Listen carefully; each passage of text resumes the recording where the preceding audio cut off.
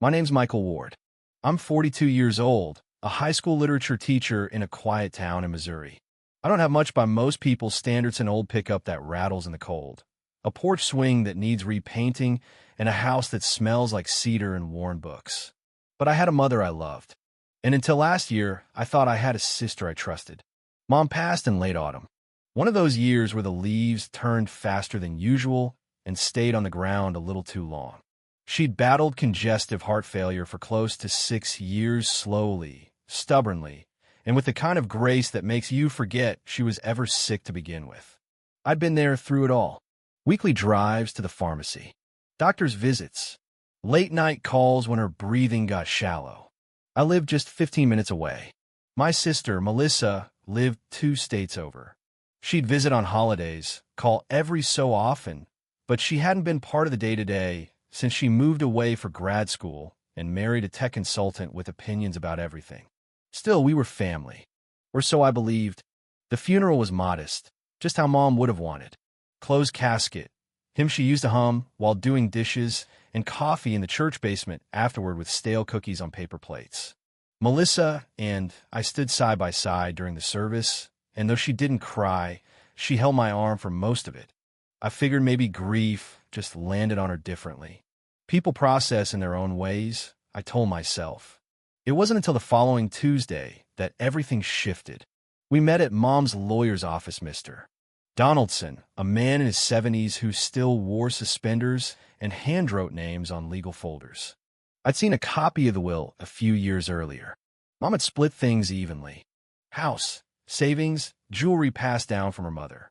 She'd also mentioned something about a small scholarship fund her dream of supporting kids who'd grown up with less, like she did. So when Mr. Donaldson cleared his throat and began reading, I didn't expect surprises. But surprises came anyway.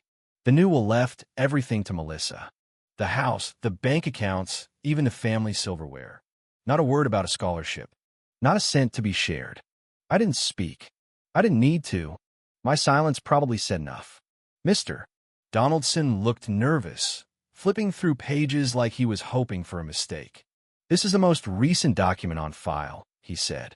"Dated March of this year." I blinked. That's when she was in the hospital. Melissa shifted in her seat. She was lucid. We talked. She made her decision. It didn't sound right. Mama called me that same week, asking me to bring her crossword puzzles and lemon yogurt. She told me she was scared, but hopeful. She never mentioned rewriting her will. I wanted to ask more. I want to look Melissa in the eye and ask what changed. But I didn't, because something in her expression type, composed, told me the answer wouldn't matter. She believed she'd won something. So I stood up, shook Mr. Donaldson's hand, and walked out without a word. Not because I was defeated, but because I knew, when someone steals something material, you don't reclaim it with confrontation. You reclaim it by creating something no one can take. And that's exactly what I plan to do. Grief doesn't always show up with tears. Sometimes it's a quiet seat at the kitchen table, a spoon resting in a bowl of soup gone cold, and the sound of a heater kicking on in an empty house. That week after the reading of the will, I didn't call Melissa. I didn't call anyone. I went home, hung up my coat, and sat in Mom's old rocking chair for what felt like hours. I didn't cry. I didn't shout. I just stared at the mantel where a photograph of her and Dad still sat, taken on their 25th anniversary, both of them laughing, arms tangled, wind in her hair. I thought about calling Mr. Donaldson, about asking for a handwriting analysis, digging deeper, fighting. But then I remembered something Mom once said when I was 15 after a kid had stolen my lunch money in middle school. I'd come home furious, ready to report it, ready to confront. And she just sat me down and said, "Sometimes, Michael, people take from you because they think it's the only way they'll feel full. Don't let their emptiness become your mission." At the time, I thought it was soft advice. Now, I see it was strength disguised as mercy. Melissa had taken a house, the money, the things, but she hadn't taken my name, or my memory of who Mom was, or what she dreamed about long before we ever talked about lawyers and wills. In her old recipe box wedged between her pecan pie instructions and a stain card for meatloaf, I found a small yellowed envelope. Inside was a folded sheet of lined paper, written in her tidy cursive. One day, if I ever have the means, I want to start a scholarship. For kids who've lost someone. Kids who need a reason to believe they still matter. Maybe you'll help me make it real. She'd written it in 2004. I stared at it for a long time. Longer than I've stared at any text or essay in my life. I remember that year. She was working double shifts at the diner, saving money in a jar marked someday. She used to say she didn't have much, but she had a full heart, and that ought to count for something. She never had the means, not in the way the world measures. But maybe I did. Not enough for grandeur, but enough for something real. Something honest. So I pulled my own savings, what I'd tucked away for a new roof, a second-hand camper I'd always meant to buy. I sold her Buick, the one I'd been meaning to restore. I met with a local credit union and asked how to start a trust. They gave me puzzled looks at first single man, no kids, modest income. But I kept showing up. With spreadsheets. With a plan. With that letter in hand. In a few weeks, I filed paperwork to establish the Ruth Elaine Memorial Scholarship. $1,500 a year. Enough to cover community college textbooks. Or welding school registration. Or a laptop for a freshman who didn't own one. It wasn't much. Not compared to the estate my sister inherited. But it was more than Melissa would ever understand. See, money buys silence. It buys comfort. Sometimes it even buys people. But it can't buy what I felt when I received the first scholarship application. It was handwritten from a 17-year-old named Jalen, who lost his father at 9 and had bounced through foster homes since middle school. His GPA was 3.1. Not perfect, but steady. His essay began. I've never had anyone in my corner, but I want to be someone kids like me can look up to. I just need help to start. I read it 3 times. Then I called his school counselor and told her tell him he'd been chosen. She cried. That night, I sat on the porch and watched the wind move through the trees. It was quiet, a kind of quiet that doesn't ache but settles. Grief didn't leave, but it softened. And I realized something Mom always knew. Justice isn't always loud. Sometimes it's quiet. A quiet decision. A quiet investment. A quiet legacy. Melissa may have gotten the house. The bank accounts. The deed. But I got the part that mattered. The part that keeps giving. The part she never even knew how to ask for. The first check I wrote from the scholarship fund was for $1,500, made out to a community college in Springfield. The envelope was plain. No logos, no bold letters. Just a handwritten note folded inside. Jalen, your story matters. Don't let anyone tell you different. We believe in you. I signed it simply, Michael Ward, in memory of Ruth Elaine. I didn't expect a response, and I wasn't doing it for one. But 2 weeks later, a letter arrived in my mailbox, written in sharp, careful handwriting that reminded me of how I used to write when I was trying not to disappoint my English teacher. Mr. Ward, I didn't think people like you existed. Not really. My counselor told me someone read my essay and believed in me. I read that sentence 10 times. I'm not sure I know what I want to be yet, but I know I want to be someone like you. Thank you, Jalen M. I sat with that letter in my hands for a long time. Let the weight of those words settle. There's a kind of truth you don't hear on the news or see on social media. It's the truth of what happens when someone who's never had a break finally gets one and chooses to rise instead of retreat. That year, the fund supported 3 students. One wanted to become a nurse. One went into HVAC training. One just wanted to finish a GED. None of them came from stability. All of them came from loss. I met with each of them once, quiet conversations over coffee or at the public library. I never made a show of it. I didn't wear a suit. I just listened. Asked questions no one else seemed to have asked them. What do you want to build with your life? How do you want to make someone else feel one day? They weren't used to questions like that. Most of them had only been asked if they were on track or keeping out of trouble. But you could see it in their eyes, someone finally treating them as more than a statistic, more than a file in a drawer. In return, they showed me something I hadn't expected, hope that was still intact. Not naive, but raw, honest. Hope that had survived things even I hadn't faced. There's a certain kind of pride in that. The kind that doesn't come from applause, but from sitting across a table and realizing you've helped someone steady their footing without asking anything in return. By year 2, the scholarship grew. Word got around. A local VFW chapter offered to sponsor a 4th student. A retired librarian left $5,000 in her will after reading a story about the program in the regional newspaper. I never asked for these gifts, but they came. Like people were waiting for something worth believing in, and once they found it, they wanted to be part of it. I kept everything small, intentional. No big staff, no websites with inspirational videos. Just a P.O. box, a phone number, and a notebook where I logged each student's name, school, and dreams in my own handwriting. Because this wasn't about volume. It was about care.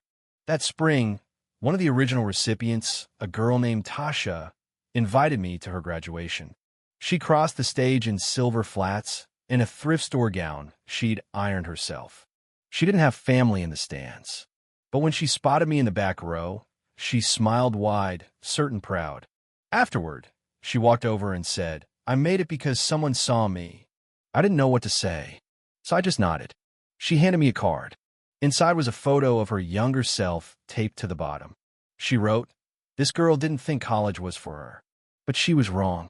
It's hard to explain how something so small can feel so heavy in the best way. The truth is, that card meant more to me than any courtroom victory over my sister ever could have. Because Melissa may have taken what was written in legal ink, but I was shaping something ink could never hold. A real legacy, one child at a time. It was about 2 years after Mom passed when I saw Melissa again. We hadn't spoken since the day the will was read.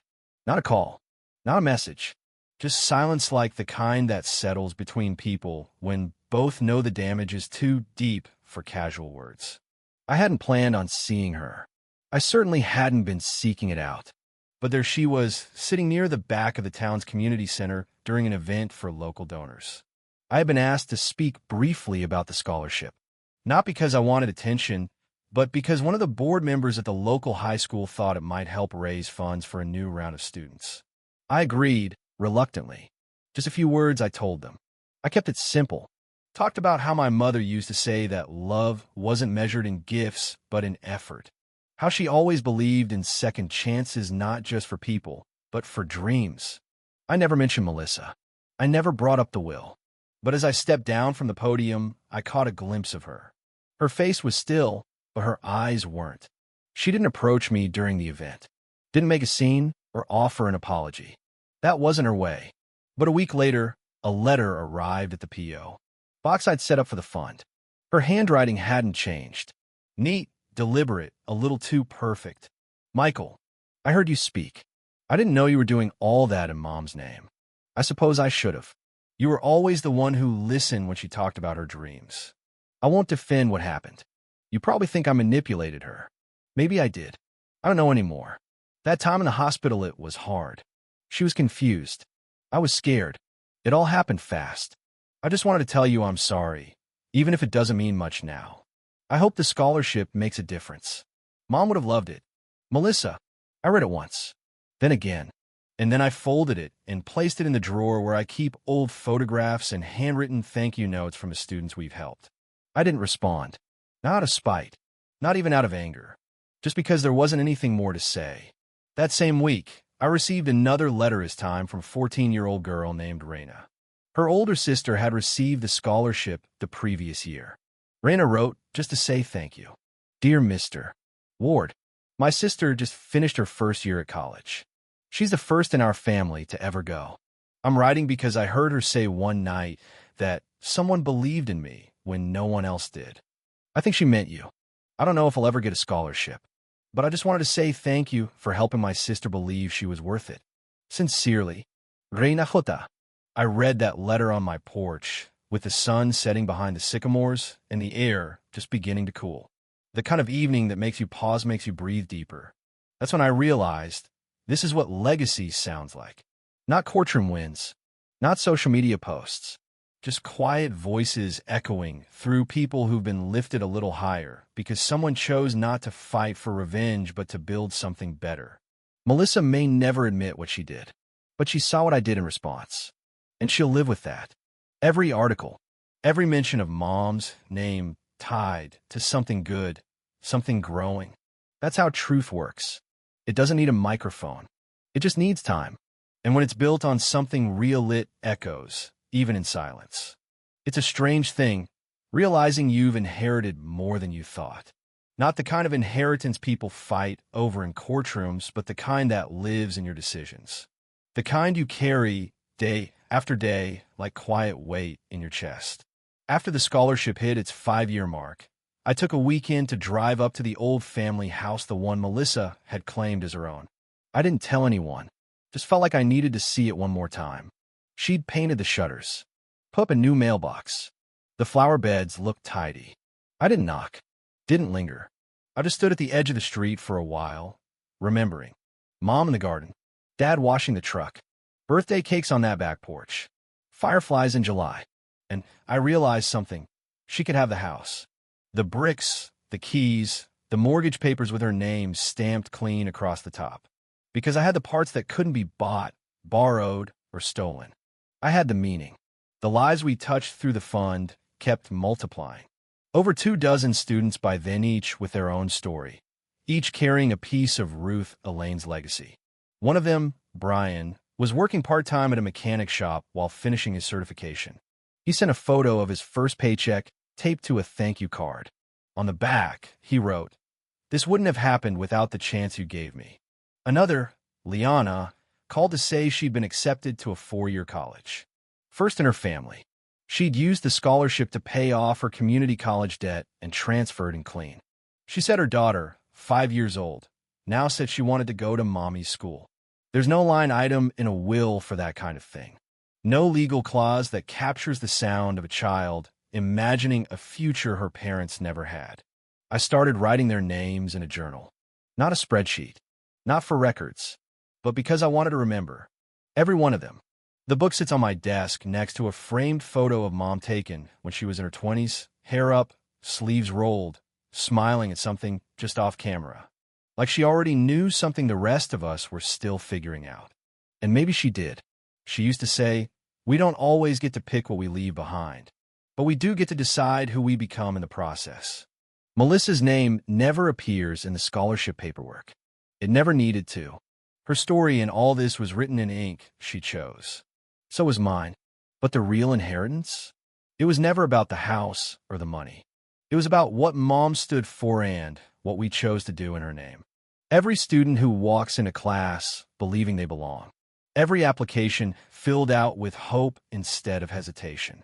Every child who says, "Maybe I can." That's what lasts. Not bitterness. Not stolen signatures. But belief passed from one life to another. Sometimes when I close the shop late at night and walk past the old community bulletin board, I see their pictures, these students. Some holding certificates. Others just smiling, wide and honest. And I think this is what Mom really wanted. Not marble headstones or polished eulogies. Just goodness that echoes. I'll never know if Melissa ever truly regrets what she did. That's between her and whatever keeps her up at night. But I sleep well, because I didn't fight back the way the world expected. I fought back the way Mom taught me. Quietly, consistently, with grace. And the return? Immeasurable. There's a strange kind of power in doing the right thing quietly. You don't always see the effects right away. Sometimes it takes months, years. Sometimes you don't even know it's happening until it circles back in ways you never expected. The scholarship had always been simple in design. One student at a time, one step toward a life they could believe in. But 5 years in, it started to grow roots I didn't plan for. It began with an email from a former recipient named Deshawn. He'd completed his welding certification and now worked full-time at a fabrication shop 2 towns over. He didn't just want to say thank you, he wanted to give back. "Mr. Ward," he wrote, "that scholarship, it didn't just buy me textbooks. It gave me direction, confidence. I've been saving a little each month. I'd like to sponsor a student this year. Doesn't have to be much, but I want someone else to feel what I felt." I stared at that message longer than I cared to admit. This kid, barely 23, had no obligation to return a thing. But he wanted to, not out of guilt, not out of pressure, just because someone once believed in him, and he wanted to pass that belief forward. I called him that night, told him he was already doing more than most people twice his age. And then we made a plan he'd contribute to a student fund earmarked for first-generation tradesmen, and he'd even come with me to speak at the vocational school he'd graduated from. He stood up in front of that classroom of uncertain eyes and said, "Someone gave me a reason to keep going. Now I want to be that reason for someone else." That's when I realized this isn't just a scholarship anymore. It's a movement. A quiet one, sure, but real. The next ripple came from a retired teacher named Evelyn who used to work with my mom back in the late 80s. She sent a handwritten note and a check for $2,000. "Your mother once helped me when I couldn't afford gas to get to work," she wrote. She never mentioned it again, just handed me a $10 bill and said, "You've got kids counting on you." I never forgot that. The stories kept coming. One from a librarian who said my mom used to bring books to children who couldn't afford their own. One from a former student who remembered how she used to leave sandwiches in kids' backpacks when no one was looking. Each story added a layer to something I already knew. My mother never waited to have more to start giving. She gave anyway, and now that goodness was multiplying. A few local businesses got involved, one offering free printing services for application packets, another covering postage for outreach to rural schools. A former recipient who now worked in IT built a simple website for the fund. Nothing flashy, just a page with the application, a few stories, and a mission statement that read, "We help kids believe in themselves because someone once helped us." I didn't write that line. One of the scholarship students did, and I liked it better than anything I could have come up with. By year 6, we'd funded over 40 students. Some didn't finish their programs. That's life. But most did, and even those who didn't carried something forward. They'd been seen, supported, trusted. I ran into one of the Mary at the farmer's market. She was working a booth for her cousin's soap business while taking night classes in early childhood education. "You probably don't remember me," she said, smiling shyly. "I remember every name," I replied. "You wrote about wanting to work with kids who've had hard starts. Like you did." She nodded. "Still do. I'm almost there." That night, I thought about how the smallest act of kindness, one scholarship, one conversation, one note can ripple through lives you never even touched directly. I never wanted a foundation. I never aimed for praise. I just wanted to do something Mom would have smiled at. And now, all these years later, I was watching her values echo through people she never met. All because of a decision I made in silence. Not to retaliate, not to shame, but to build. That's the thing about goodness. It doesn't need a megaphone. It just needs a place to start. The letter arrived in spring. I just returned from delivering a talk at a rural school out near Helena, nothing grand, just sharing with a group of students who didn't see college brochures in their mailboxes or scholarship flyers on their walls. We sat in folding chairs under flickering fluorescent lights. A few kids nodded along, others just watched. But I could tell they were listening. When I got home, their Wassa plain envelope postmarked from a city I didn't recognize. No return name. Just my address, written in a careful, slanted script. Inside was a card. The front was simple, white with a small gold star in the corner. The handwriting inside was young, uneven, full of the kind of focus a child uses when they want to be taken seriously. "Dear Mr. Ward, my name is Elijah. I'm 9 years old. I live at Evergreen House. It's a place for kids without parents. My big sister got a scholarship with your mom's name on it. She said that's why she can go to school now. She told me your mom wanted to help kids like us. I just want to say thank you for believing in someone like me. Love, Elijah." I sat down on the porch and read it again and again, because that's what a full circle feels like. Not a celebration, not a headline, but a handwritten note from a boy whose life, whose entire world had just been changed because someone he never met had believed enough to build something lasting. I kept the card on my desk for weeks. It reminded me that every quiet decision mattered, that every time I chose patience over pride, legacy over litigation, kindness over conflict, it counted. Mom never got to see the ripple effect of her own values. But I did. And now, so would Elijah. He didn't know about the will, or about my sister. He didn't know what I had lost or what I had walked away from. All he knew was that someone had looked at his sister and said, "You matter." And in return, he wrote a sentence that broke something open in me. "Thank you for believing in someone like me." That's the part Melissa never understood. She took the house, the inheritance, the titles. I got the letter. And the truth is, I'd make that trade again in a heartbeat. There's a kind of peace that doesn't announce itself. It doesn't show up with fanfare or ceremony. It just settles, like the way morning light crawls across your porch floor, or the sound of wind moving through trees in the early evening, slow and steady, unconcerned with who's watching. That's what life started to feel like after Elijah's letter. Not finished, not perfect, just whole. I never went to court, never challenged the will, never held press conferences or sent lawyers chasing restitution. And for a long time, that decision felt lonely, like I had let something go that I should have fought to keep. But time has a way of showing you what really lasts. The house Melissa took? It's changed hands now. She sold a year ago, moved to a smaller place on the edge of town. I hear bits and pieces mostly through mutual friends. She's still chasing something. I don't think she knows what it is. We haven't spoken since the letter, and I'm okay with that. There's no hate, just space. Because peace isn't always about reconciliation. Sometimes it's just about no longer needing the last word. Meanwhile, the scholarship has continued to grow. We passed 60 students last year, each one a small echo of something good started in a moment of quiet pain. I still don't run a foundation. Still no boardroom, no gala fundraisers. Just a few good people, a weathered notebook, and a simple mission. Believe in the ones nobody expects. And in that quiet work, I've found more than closure. I've found triumph. Not the kind that wins awards or headlines, but the kind that lets you sleep at night. The kind that says, I stood my ground, even when no one else saw the battle. Every now and then, I'll get a card from a former student. A photo.